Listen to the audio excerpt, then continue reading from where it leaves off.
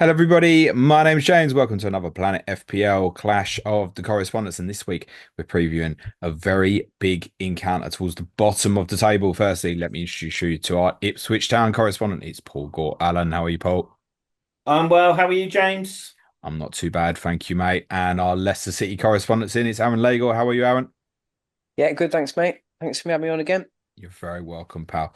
Right, Paul, we're heading into game 10, winless. How are we feeling about things at the moment?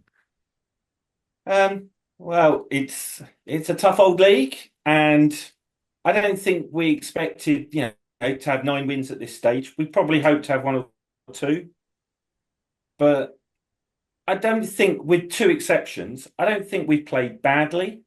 We played away at West Ham and at home to Everton, but the other performances have been fine. The game at the weekend against Brentford, sure, heartbreaking loss at the end there, but that was us. That the two games before, I think, really recognised it as an Ipswich team. But that was how Ipswich play. We were positive and we were brave.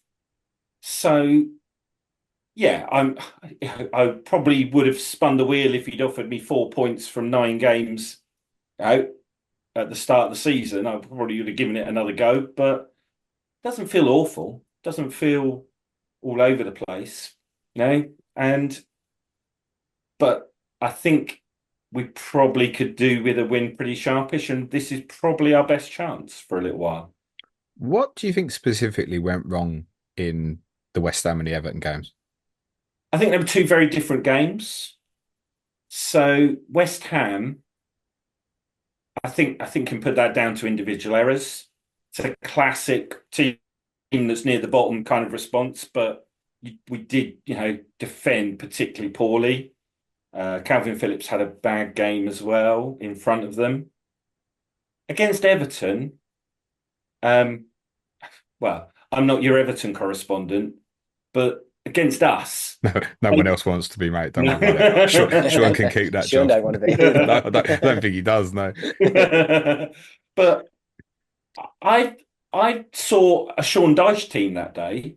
They got a goal, picked up on an error by us again, but looked really solid. Looked really solid. Never really, got in behind them. Never really looked like we were going to do particularly much. And certainly when they scored a second goal, you're like, oh, this ain't going to happen. They look strong, and they haven't done that too often this year, but they did it against us, which hopefully isn't a bad sign. Hopefully it's just bad day at the office kind of thing. Um, but yeah, so I thought they were two different games, two different kinds of performances. Whereas, yeah, Brentford, obviously some you know weird defending at times, but broadly that is how we play. We're pretty open, and if we think we've got a chance of 3 points, we're going to give it a good go. Okay. Aaron, you had a couple of decent results prior to the Forest game. Bournemouth at home won. Southampton looked really grim, but then you turned it around. You're going into Forest, bit of a rivalry game Friday night, with the prospect of making it 3-3 suddenly. That was a big balloon popper Friday night, wasn't it? Yeah, it was a bit.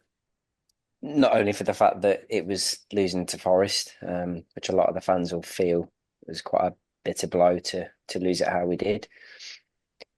And I guess, we've done well as in points on the board up until this point. And, in certain parts of that first half of that game, we played some decent stuff. Um, but yeah, second half they took it away from us. And I mean, even in the first half, I thought on transition, they were pretty they looked pretty dangerous. Looked like we were quite open at times. So um I think I guess with the team selection, it was crying out for that team selection. I think the fans were happy within the team he picked. Um but I think it probably did leave us a little bit exposed in points of the game. So things to work on, that's for sure. But yeah, I mean, I guess we've done okay points wise up until this point. So there's things to build on, but he's still working things out a little bit Yeah, I said on Monday's pod that the way things happened at Southampton, particularly with Fatu's appearance off the bench, kind of meant that he felt like he got to pick him against Forest. He'd almost backed himself into a corner where he had to pick an offensive team against them, and that kind of backfired, didn't it? It was probably a bit too far away from what he ideally wants in his strategy. Because you said in when you came on before you played Arsenal, it looks like probably Fatu and Mavadivi won't play together, but they Yeah, it did. kind of played out like that, didn't it? Up until that point. But yeah, I think Fatua deserved the start, and I don't think Mavidi had done anything particularly wrong to be dropped. So Great. I think from the fans' point of view, he did the right thing. But like you say, it obviously backfired. But yeah, it's one of those things, and he'll learn from it, and we may have to look at being a little bit more resolute, because we went very attacking, didn't we? Really. So um, Yeah, I think he probably felt like I said, like he probably had to do that. And if it worked, then great. And it was a real opportunity, I think, to win the fans over. Pick the team that the fans want, a bit more offensive. You beat the rivalry. People think that I did really well there and I don't really care about being here. All those things added together meant mhm. I think he was going to go that way. Once they got in front the second time, they were really comfortable. It was pretty disappointing. Probably a little bit a la similar what Paul said about when they played Everton.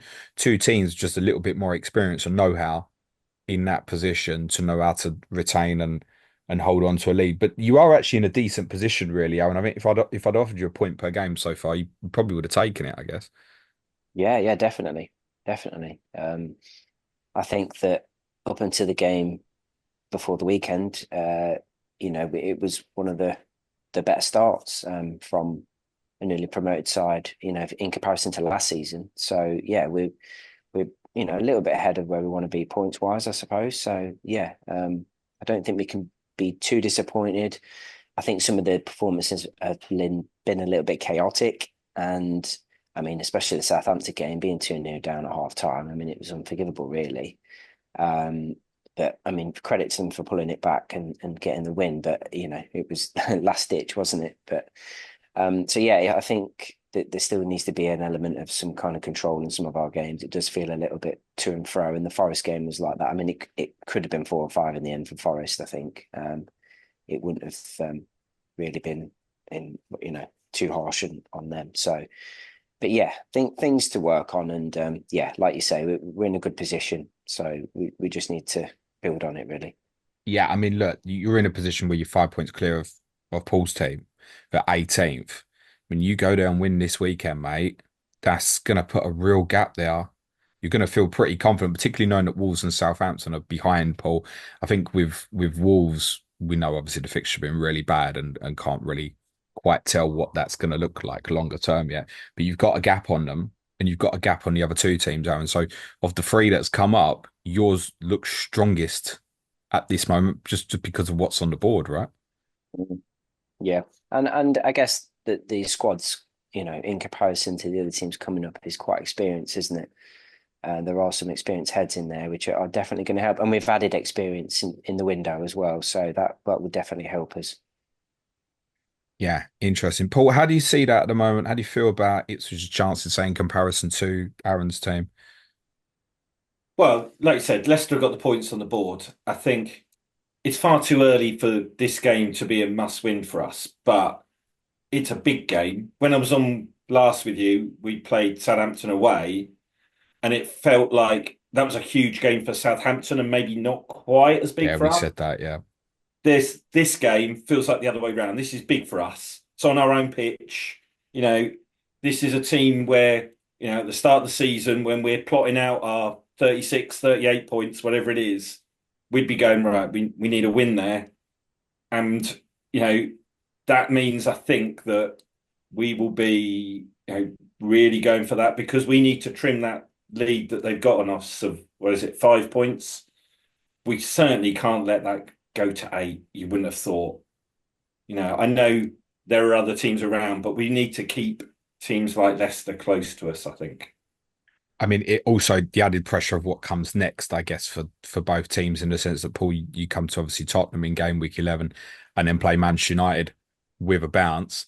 Mhm. Aaron, you get the joy of playing Manchester United with a bounce twice over the next couple of weeks. Obviously, you got them in the League Cup first this midweek before you go to Ipswich. Then you've got Chelsea at home in 12 as well. So realistically, expectation on the games afterwards isn't high. If you can pull that gap away, Aaron, that's going to feel important. And for yourselves, Paul, if you can then feel like you can touch and claw at Leicester and then keep that distance the same, where the two of you do have decent fixtures still on the other side, particularly actually your team, Paul, as we've said several times. The Yeah. fixtures as a cluster still looks good up to Christmas, right? Yeah, we have Tottenham and Man U either side of the international break, and then we have a little spell. Bournemouth, Wolves, Palace, not necessarily in that order, and teams like that again, where at the start of the season we'd be putting threes and ones in that column, if you see what I mean, for if we're going to hit that 36 points. So yes, there is a spell there after those two games, but crikey, if you're getting to mid-late November and you've not won a game, that's tough to then see yourself getting to that. Whatever, I know last year it wasn't very many points to get to 17th, but you'd kind of assume that was an outlier year, and we'd be expecting a bit more than that this year, wouldn't we? Yeah. Any concern you've only scored once in the three home games, Phil?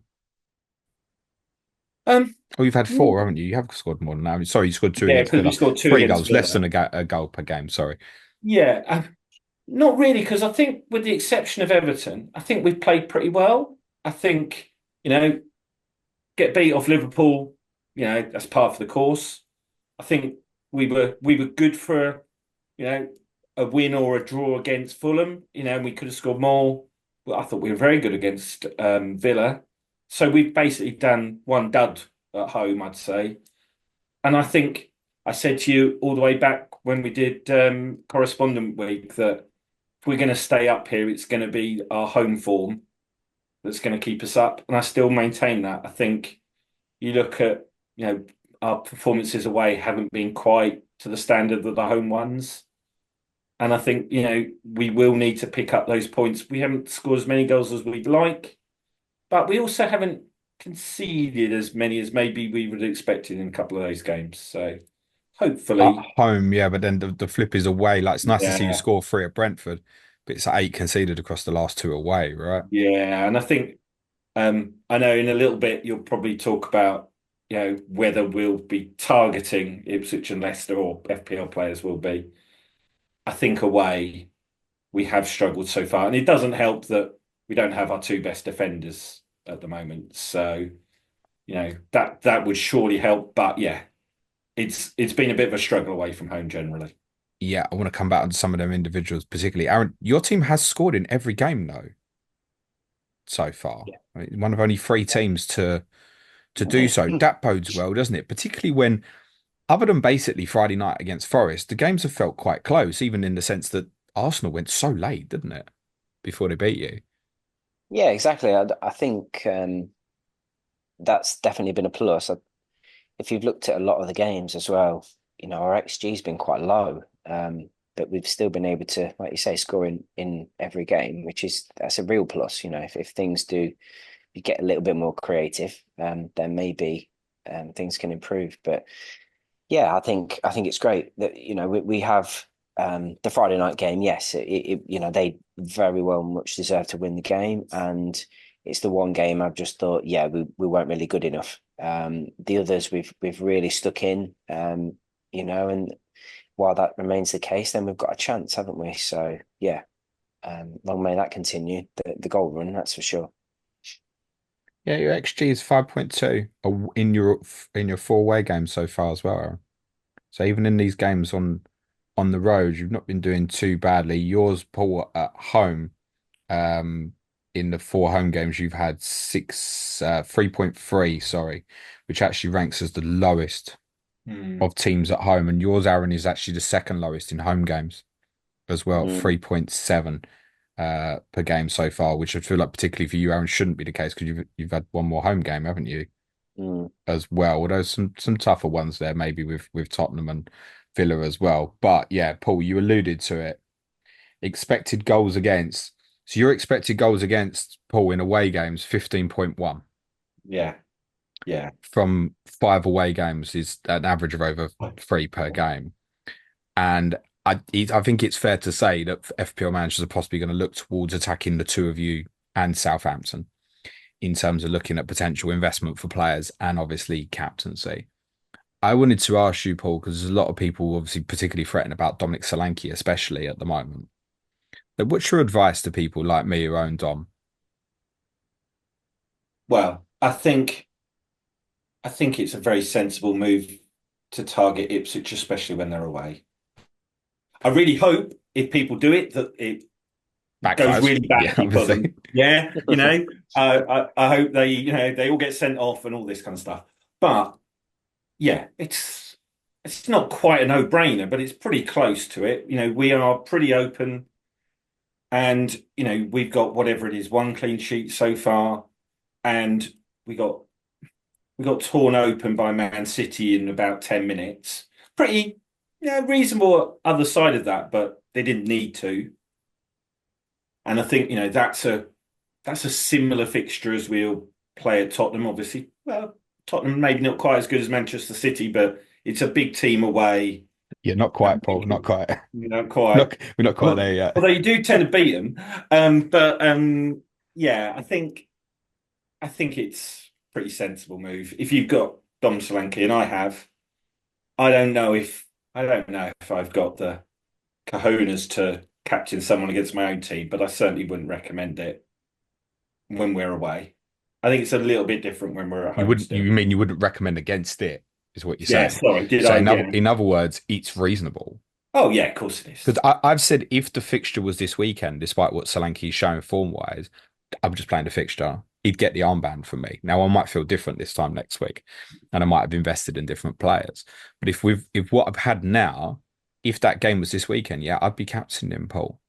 And I Mm. think you can see some logic in that as well, partly because obviously the issues you've got defensively with some of the individuals, particularly injured, that will come back onto.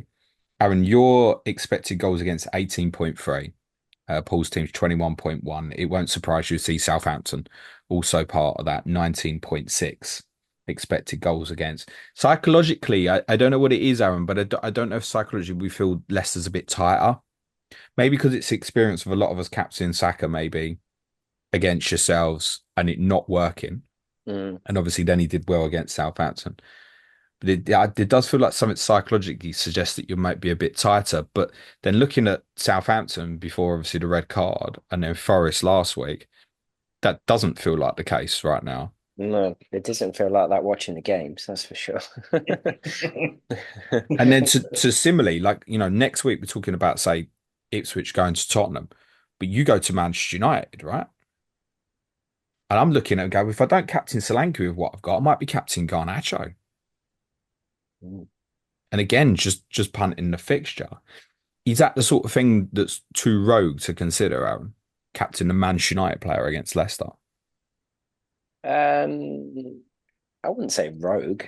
That's probably stretching it, but it's definitely a consideration.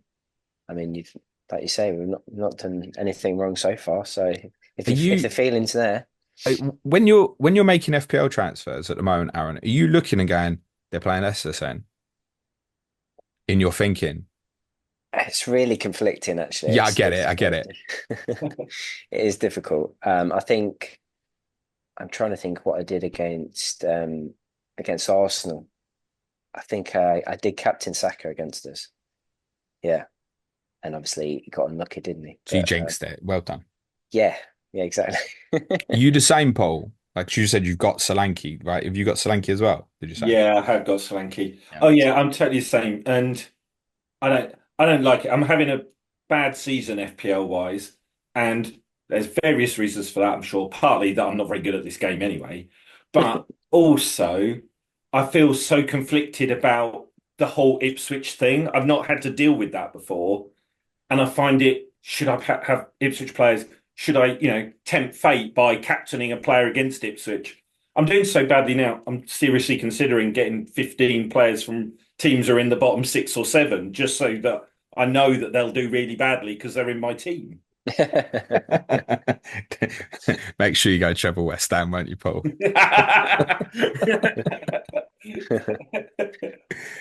Yeah, Mark Summers spoke about that when Forest come up as well. So he Yeah, found it like conflicting and difficult. The way I've always looked, because I've captained players against even Tottenham before, and I just think that's a decision, and it's nothing to do with Yeah, the yeah. reality and remove yourselves. You both intelligent enough, I think, to know. Like you said, Aaron, you've done Saka against yourselves.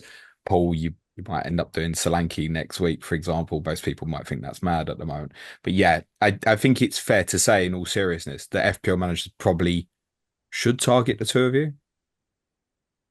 It's a nod in agreement. That yeah. obviously, that Sorry, that's not obviously, great for audio, but yes. Yes. no, no, that's the only reason I said it out loud. But no, I don't think anyone's expecting you to come on here and go, yeah, don't get players against our teams. We're going to do this, that, and the other.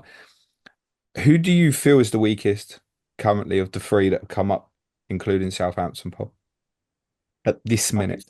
I think Southampton are the weakest. Aaron? Yeah, I think it is Southampton.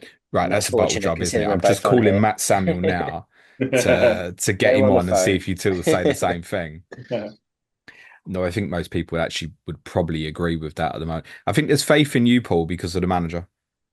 That's where Yeah. the faith remains, that there's something there. Yeah. And I think, yeah, if we do stay up, he will be the major reason. And I think, you know, over the summer we brought in 11, 12 players, and there's an element of, building your aeroplane while it's in flight about this, in terms of integrating players, getting them into our system, getting them into our patterns of play. And it's it's been difficult, I think, to do that perfectly. You have set people who are good combinations, and you've broken them up to bring in players who are generally better, but obviously you haven't got that understanding. So I think that's been a bit of a problem for McKenna. But yes, I think plenty of time on the training ground, which he will love. You don't play Saturday, Tuesday in this league. So I think we should get better as he has time to build this squad up. And I think he's our best shot. He's our star man. We don't have a star man player wise. He's our star man. Aaron, what's the mood with Cooper now following that Friday night? Is it back to square one for the majority of the fans? It's really, I think it's very split, to be honest. Yeah, I think it's split. I think that it only feels like he's a few bad results away from people saying, let's make a change. Um, I think after, Friday night wouldn't have done him any favors, I guess, the way that the game played out. But and obviously the Southampton game, like I say, we were really bad in that first half, and to pull it out of the fire was great. But the warning signs were there, weren't they? That not all is well. So I still think he's got a lot of things to just work out. The chemistry is just not quite there yet, and he's really struggling, I think, trying to make us a little bit more creative without unbalancing the defensive side of things as well. So I think he's finding it difficult. But I've got faith in him that he can have a bit of a run, but we'll have to see. I think it is very split amongst the fan base there. What does it look like next at Ipswich on Saturday, Aaron? Because he's not going to pick the same 11, is he? I don't think. I doubt it. I doubt it. Yeah, I think he'll shuffle it a little bit, but I think maybe one of those wingers might drop out the team. He might put someone like Ayew in there. I mean, he has generally towards the start of the season. He was playing. If we were playing away and we needed to be a bit more resolute in midfield, he would play Skip, Winks, and Ndidi in there. Which obviously does stifle us a little bit attacking wise, but I think that maybe he might go back to that potentially. It's a game for us really that yes, we don't want to lose really. I mean, it'd be great if we could get a win, but I think it's a case of it's a must not lose game for I us. was just going to So say, would you take a point?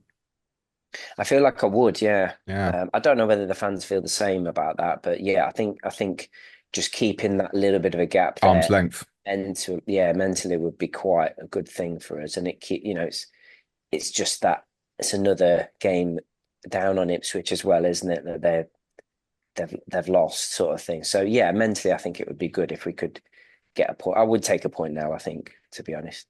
Okay. And Paul, there was mass changes in your team at the weekend, so tell us the 11. Cheers, mate. I'll just have a phone on Ipswich Hospital and work out who's in casualty right now. Yeah, God knows what our team's going to be. Um, Probably could guess the goalie. I hope you can get that bit, Paul. Yeah, although some of the fans aren't overly happy with some of his performances, but Really? yeah, I think he's a little bit erratic, and there have been some mistakes. A lot of them are blaming him for the decisive goal on Saturday. I wonder if that's a little bit. I've made up my mind. I don't like him, so any excuse. But I think, yeah, we'll see. I suspect Ben Johnson might play right back because we haven't got anybody else. And as long as he's 50% fit, he'll have to play. Like Harry Clark had to play 50% fit on Saturday. What's the alternatives there? I mean, if he's not, I mean, kind of at this stage, got to assume that Johnson's probably not. Obviously, if he is fit, he will play right back. But you've obviously got Twan Davies had this terrible injury. It's obviously Yeah, going to horrible. keep him out for a prolonged period. Harry Clark's obviously now suspended. If Johnson is out, what does that look like as right back for this Well, particular weekend? Dara O'Shea played right back against Everton. He did look like a centre back playing right back. We did look a bit disjointed because of that. But I don't really think we've got much choice unless we put Luke Wolfenden out there. And I think he'd want to play Dara O'Shea in the middle because Leicester have got quite a nippy centre forward, if I remember. And Dara O'Shea's the only one with a bit of pace. Cameron Burgess hasn't got the pace, really. So I think we'd be desperate to get Ben Johnson on the pitch, frankly. But if he's not ready, maybe I've talked myself into Luke Wolfenden playing right back, out of But I position. just wouldn't think he'd do that because he didn't do it against Everton, right? No, but this is a different team. Calvert-Lewin's a different type of centre forward to Jamie Vardy, and I think he'd want Dara O'Shea in the middle. And then what? But Burgess to the who left again. knows? Who knows? He might try and spring a surprise and put even Wes Burns back there, but it would be a real problem for Well, Wes us. Burns has Wes Burns got to play right midfield now regularly because poor Benny, it's not been confirmed at the time of recording, which is Monday evening, but Benny might have done his Achilles. That could be season over. Yeah, well, he's the most likely to play right hand side, right wing. But if we haven't got a right back and you've got a few guys who can play right wing, could put Schmodix or Jack Clark out there. They're both right-footed. That's possible, but I think I think it might be a case of Ben Johnson was supposed to be out for a couple of weeks, week and a half ago. I think they'll just put him in. To be honest, that's just pure guesswork. Do you know what I think, Aaron, listening to this? Don't leave Mabadidi out. I mean, We yeah, should play on that side, shouldn't he? Really? But we're saying that there's a good chance here Mavadivi or Fatu would one of them will get left out, right? Maybe with the problems they've got, maybe you should just go brave again. possibly. Yeah, yeah. It was a big call from Cooper, isn't it, to do that? Um, doesn't want to leave us like vulnerable um, defensively, but yeah, possibly it could bear fruit, couldn't it, if we went that way? I mean, Buonanotte has to play because he's been great for us, and it'd be a travesty if he didn't start. Has So he got to play in the 10 role for you ideally he should, yes, but I mean he has started. I think he started him on the on the right? right hand side against Southampton. Obviously, it didn't go too well to start with, but I mean he can do a job out there, that's for sure. But I mean, Yeah. it's a really tough one. There is a danger here, isn't there, that he does something like because of what's just happened, he goes, yeah, do you know what? We're going to go Skip and Winks together, and now we're going to play Ndidi in front of that, try and stop like Calvin Phillips playing in those areas, and we'll put Ayew on the right hand side because we know that Leif Davis will bomb on down that side, and you go Yeah, too far the other way yeah, and yeah, actually let them off the hook. Because it would be fair to say, Paul, this is vulnerable, isn't it? Yeah, we certainly at right back and to a degree at centre half, we're a bit vulnerable at the moment. I think going forwards, you know, we'll give anybody a go, but yeah, it's not ideal, when you're newly promoted team, first time for 22 years, to have probably your two best defenders not available for this stretch of games. And Twanzebe, I don't think we're going to see him this calendar year. No, it doesn't sound like it. What No. premium mids have you got, Paul? Just out of interest. Sorry? What premium midfielders have you got in FPL? Oh, crikey. At the moment, I've got Palmer. That's the only one that I'd call Okay. premium right now. Okay. So you would not consider selling that. So was hoping you was going to say Saka. That might led me into a question, which was going to say, if Heung-min Son is back available in game week 11, is he the best captaincy of all that week? If he's fit, yeah. Yeah, possibly. Possibly is he I would probably bow to your knowledge there on your team, Well, but it's more I'm asking in terms of the vulnerability that you've got. Like if we'd saying Solanke clearly is actually not having opportunities at the moment. If Son is back fit for that fixture in game week 11, is that worth going and getting? Because I would be probably in a position of considering of buying him in for one game, captaining him, and then selling him straight away, possibly. well, at the moment I've got three Spurs players and I'm not going to get rid of any of them for that game. Do I think there's an element of I don't like personally, and hey, I'm in the millions right now, so what am I saying? Bringing somebody in for one game and then taking them back out again, that's not something that I feel comfortable with. It feels like a lot of transfers for one game, there's a lot of eggs in one basket there. But yeah, if you want to try it, he could go off pretty big style, didn't he? Haaland It, did against us, it's and just preempting as well. If Son was back fit this weekend, and there's every suggestion that he will, if he did well, and if you do bad this weekend, the yeah, clamour to buy Heung-min Son next week will be massive. yeah, yeah, and of course. It's far from a bad move, is it? I think probably, and especially if we were still struggling at right back, if Kieran McKenna on Thursday or Friday says, "Yeah, I'm sorry, Ben Johnson's not going to be available until after the international break," and then everybody's looking right, who the hell are we going to play at right back against Spurs? Well, then that does seem the obvious captaincy move, to be honest. What's Aaron? What's the situation with Victor Christensen?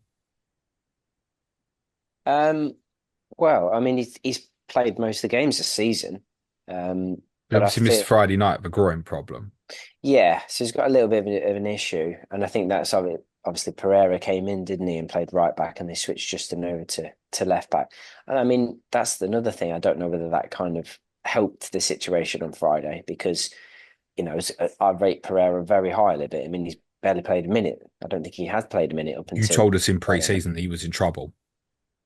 I didn't realize he was that much in trouble, though.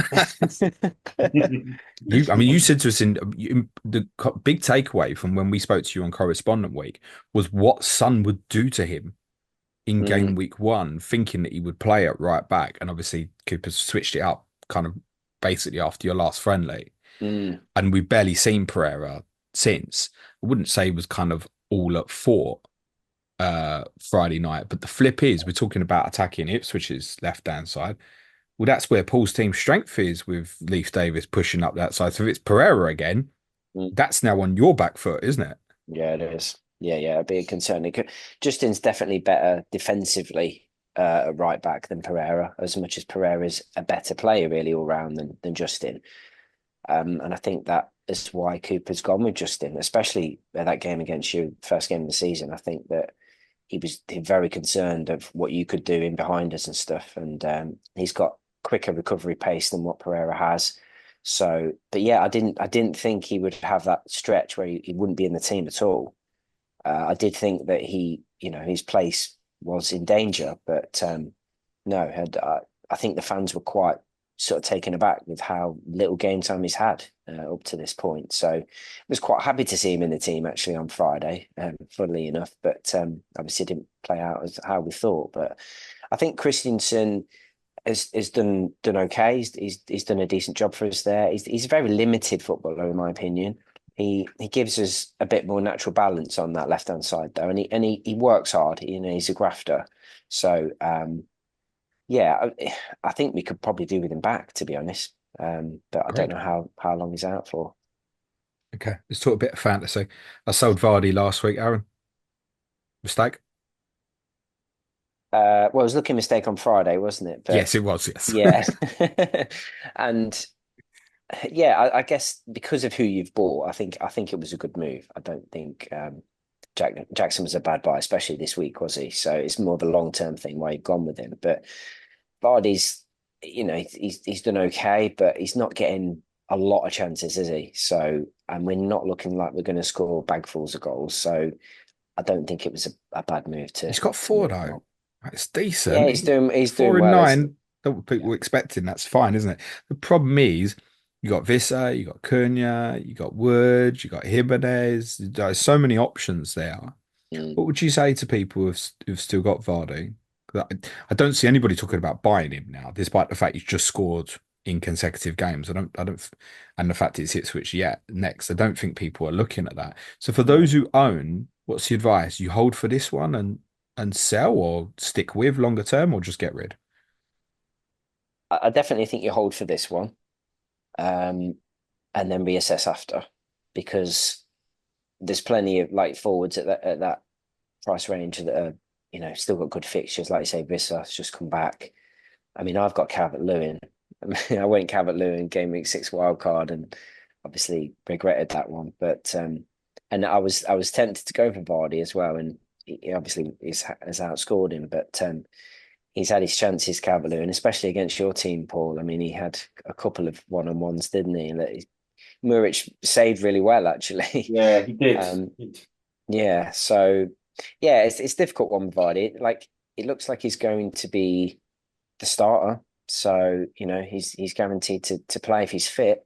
So, but you know, with the games, they'll be coming thick and fast soon, won't they? And I think at that point maybe he might get a rest here and there. So I think long term is probably a sell. Yeah. Okay. Vardy and Calvert-Lewin are both so brutal to sell this week. At least Vardy is returning, with Calvert-Lewin at Southampton as well. I know, I know. No matter where you look as well, whatever you look off it, you can't help but think, oh, the fixture is better for the player I've got this week, though, in the case of those two players. Oh, I can wait one more. Is that the case with Liam Delap, Paul? Yeah, I think definitely keep this week. I know he didn't start on Saturday. Um, Kieran McKenna explained that as he's 21 years old. We need to just take him out the firing line every so often.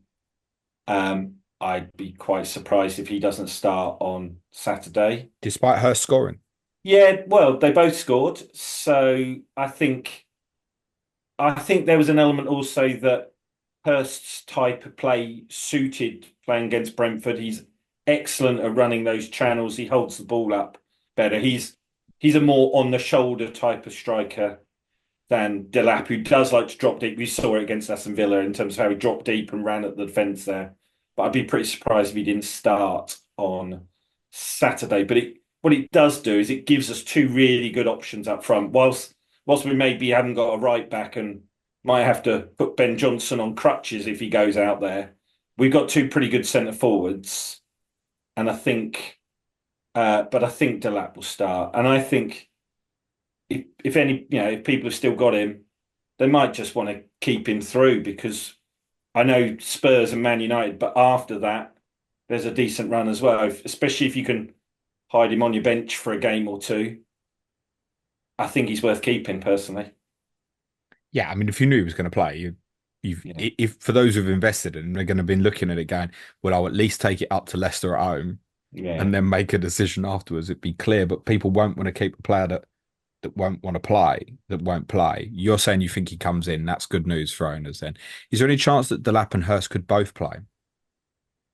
there's a chance because Delap could play wide right, but I'd be Okay. pretty surprised. He's not going to play two up front. He's only done that once for about 20 minutes in 2.5 years, and it was a disaster. It just didn't work at all.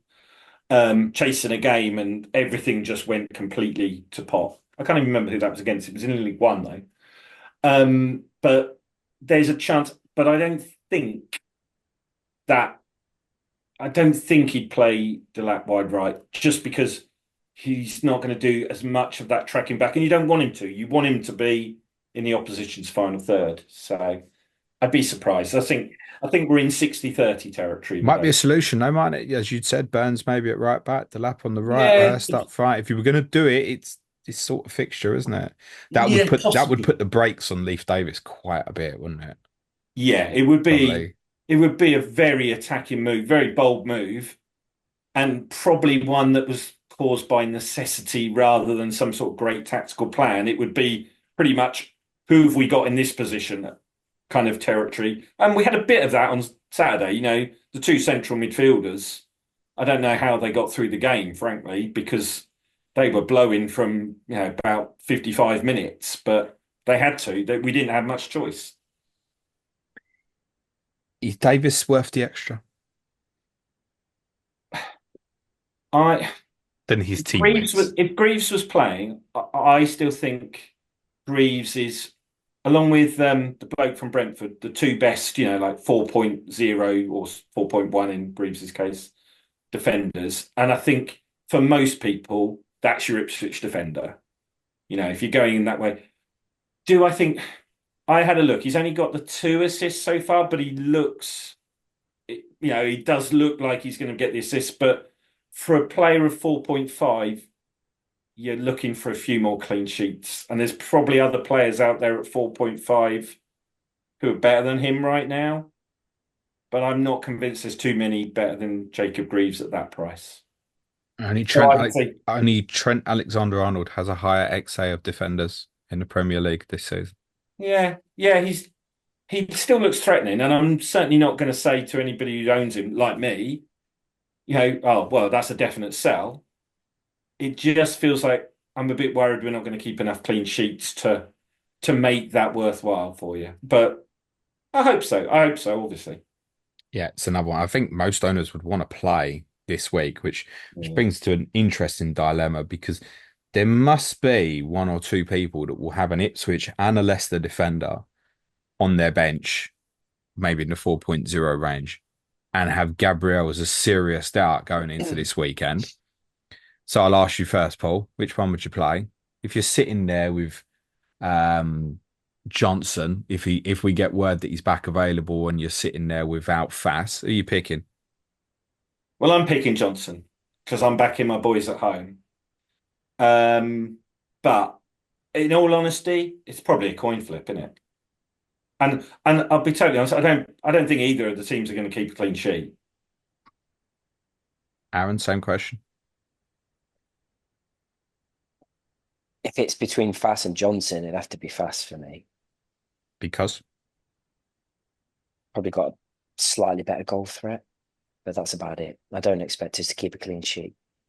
so Yeah. let's change the narrative. I do have Wout Fass, Aaron, but I don't have Ben Johnson. I have this prick called Nedeljkovic from Aston Villa, who I've never seen. And I obviously have Gabriel. And I am looking at it this week and wondering, well, Gabriel's only out for 2 weeks. Can I survive on Wout Fass? That might not look quite so good away to Manchester United next week, but I'm wondering if I can get through this week. Away to Ipswich without Fass. What's my chance of a 6-pointer, Aaron? Pretty Thanks for slim. laughing at me. Yeah, cheers. I might go and buy someone. Hmm. Yeah, I'm not his biggest fan. Let's put it that way. It's a good assist Friday, though, wasn't it? Well, yeah. I mean, did you see his nearly own goal against Southampton as well? Yes, I did actually. Yeah, which would have been an absolute. That would have been one that went on the old DVDs, wouldn't it? Yeah, it would have, yeah. Yeah, Danny good effort Makers. that. Yeah. I take it. There are a group of people wildcarding at the moment. In seriousness, Paul, for someone who's wildcarding now, which includes Clayton, should he consider anything from Ipswich? I think he should consider Delap.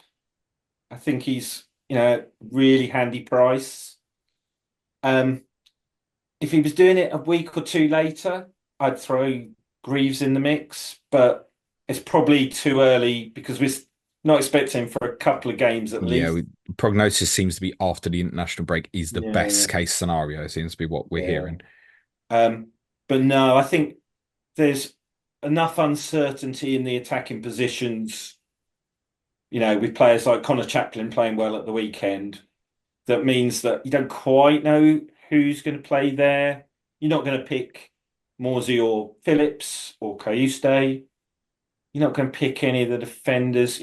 Burgess is only going to play for a couple of games. It's tempting at 3.9, but it's not really a. You don't want someone like that on your bench who's going to be out Not, of I've contention in a couple considered of that weeks. though. Like Nedeljkovic to Burgess and just that's the 3.9 then. But then you've both got shit fixtures next week. Yeah, Even the choice between the two is bad. yeah, and he's probably only going to play those two if Greaves does come back straight after the international break, and you're not going to pick him for one of those. So you kind of have to pick him this week to make that transfer even partly worthwhile. I suppose you can sit on your bench and be cheap, but in your situation, that gives you other issues, I suppose.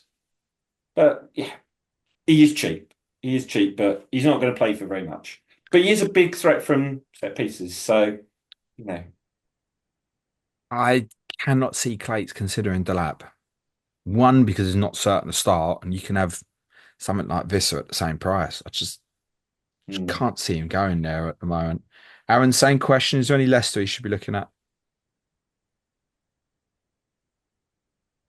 There's not anyone that overly stands out, to be honest, other than Buonanotte, um, who's obviously a decent price at 5.1. So I guess he'd be the pick. But I mean, hearing about kind of the defensive woes that Paul's got at the weekend, it might even be worth sacrificing him and just putting the two wide men out there and just having a solid base in the middle and just letting them. I don't know. I don't know. So he might not start the weekend. Who knows? But he'd be the one I think that I'd go for. Any Yeah, love for the goalkeeper as an FPL asset? yeah. I mean, I love him, and he's proven this season what a great shot stopper he is. He's a great goalkeeper. He really is. I always speak very very highly of him on this pod, haven't I? So I'm a really big fan of his. He's kept us in some games, hasn't he? That Arsenal game was I've not looked something since the else. weekend, but he had the best save goals prevented from shots on Prevented. target prior to the Yeah, Forest game. I know yeah, that. and he did last season as well. In all fairness to him, so yeah, he's good. I think he's one of those that you could consider actually. The only thing with that is we're probably not keeping a lot of clean sheets, but he's getting plenty of saves, so he's there to No, save but points. he's got, I'm just looking here, he's got one more point than Flecken. I like Boss, Serge, I hope you well. He's got one less point than Vicario. Like, he's in the mix, isn't he? Mm. It's also one more point than Demurich, Paul. And I don't want to miss out one of our patrons. Darren Malloy keeps banging the Demurich drum. Are you in any way inclined to advise Murich as an FPL asset?